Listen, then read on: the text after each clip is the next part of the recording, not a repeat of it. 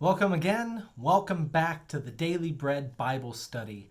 We are looking at day 23 for January 23rd, 2020, and we will be focusing on Exodus chapters 24 through 27. So let's look at what God has to say about the tabernacle and how they get to its instruction about it being built.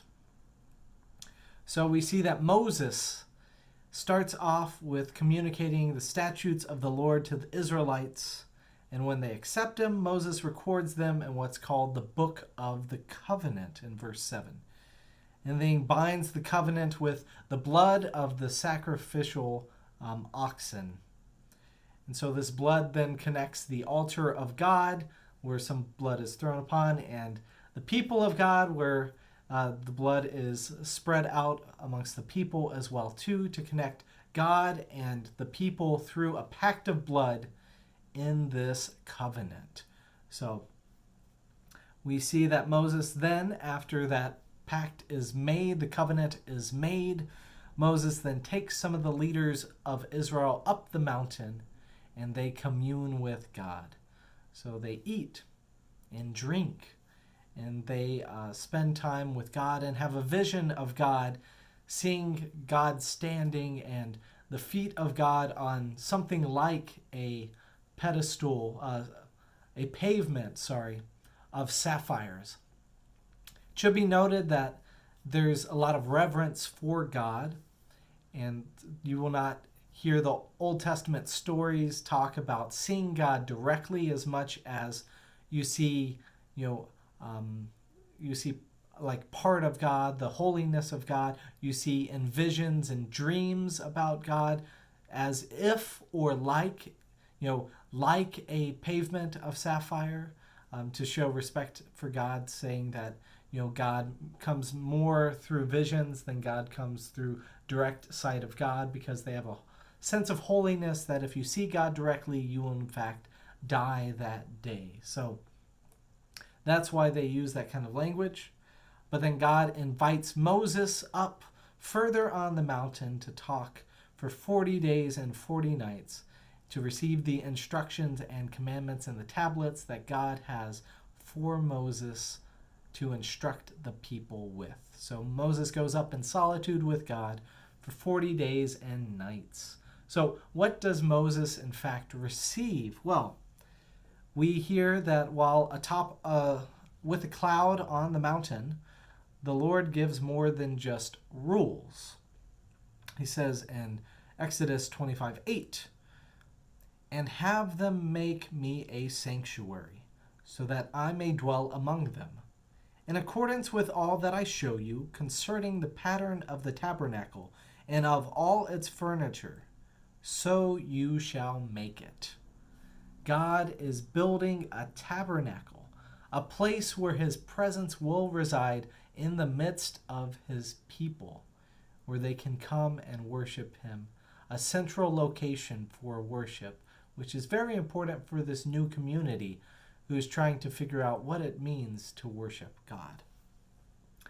So what they do is try and build this tabernacle, and they build it with what is taken from an offering of the people.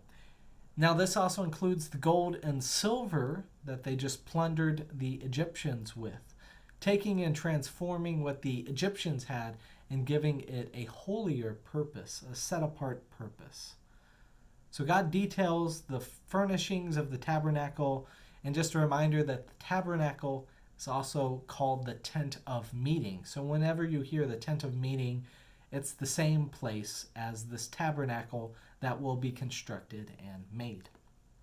So in this tabernacle, we're going to include the Ark of the Covenant with the mercy seat, the covering that goes on top of it, to contain God's presence while God is present there with the tablets that Moses will receive. The table for the bread of the presence, just a reminder of the unleavened bread, as well, remembering that God is with them even when they were in Egypt. The lampstand, the altar of burnt offering, where they offer sacrifices to God, court and meeting area where they can come in to worship, and other items for worship, as we'll see detailed next week, like oil and water and fire and clothing, etc.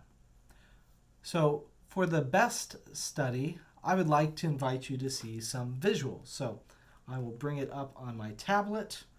Before I do that, I'd like to give a shameless plug and a shout out to my congregation, Shepherd King Lutheran Church.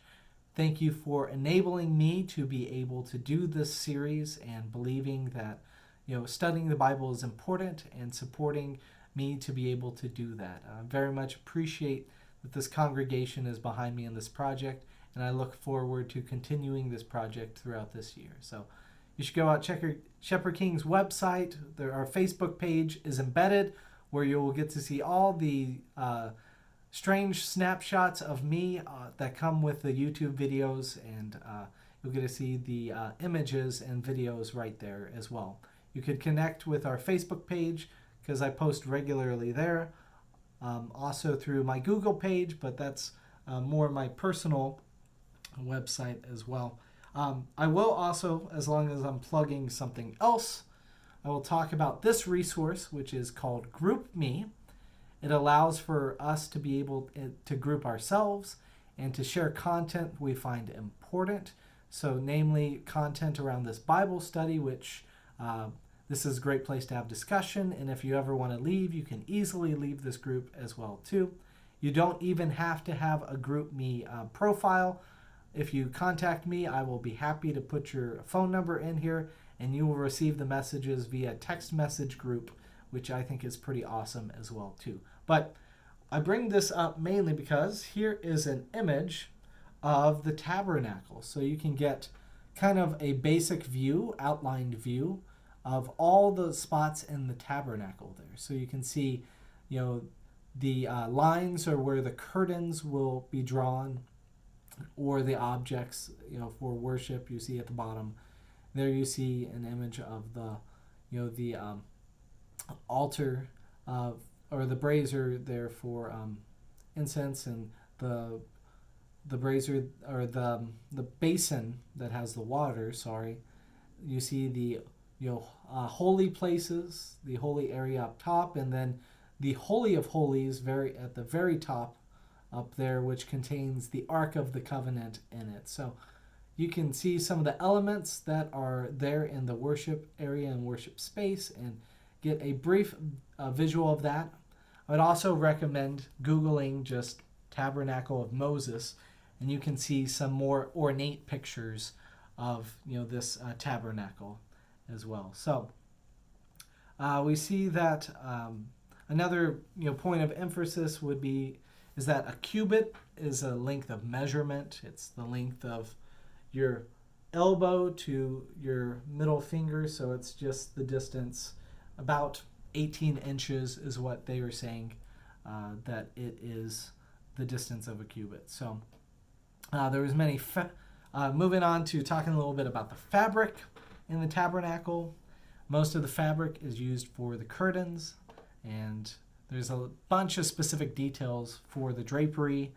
The drapery functions as the boundary between God and the people, and that God's presence being there, you don't want the people to be harmed by seeing it, because when we see God's presence, then we can die. So there's this extreme reverence and this idea of setting these special things that are even holier and more set apart than just the tent of meeting, to put some drapes around that. The holier it is, the more curtains it has around it. So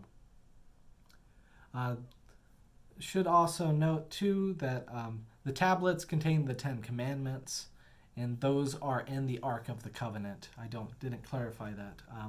But the biggest question I have in all of this, one thing that I don't understand, is why God, before this in Exodus 20:25, tells them not to make ornate or chiseled altars, and says, if you make for me an altar of stone, do not build it out of hewn stones, for if you use a chisel upon it, you profane it. So God talks about not doing that, but then also goes through this elaborate, detail of gold on top of the wooden boxes for the Ark of the Covenant, and these all sorts of images of gold around the sanctuary as well too. So my guess, and your guess is as good as mine, is that God wants the any altar built outside of the tabernacle to be a little bit more common, to be more basic. And so that way, when you come into the tabernacle of the Lord, you get a sense of awe at God's presence and the specialness of this golden altar being, there in front of you. And so any altar that is made out of stone, to not make it look too nice to compete with the altar that is in the tabernacle of the Lord. So that's the best I've got as far as that goes. If you have any other thoughts, I'd love for you to connect up with the Group Me group, or connect through our Facebook page at Shepherd King ELCA, Shepherd King Lutheran Church ELCA, or go to Shepherd King's website, shepherdking.org, or go to my Year in the Bible there through my Google page as well. So find ways to connect with me. I'd love to talk with you more, and I look forward to where God leads us next in this Daily Bread journey.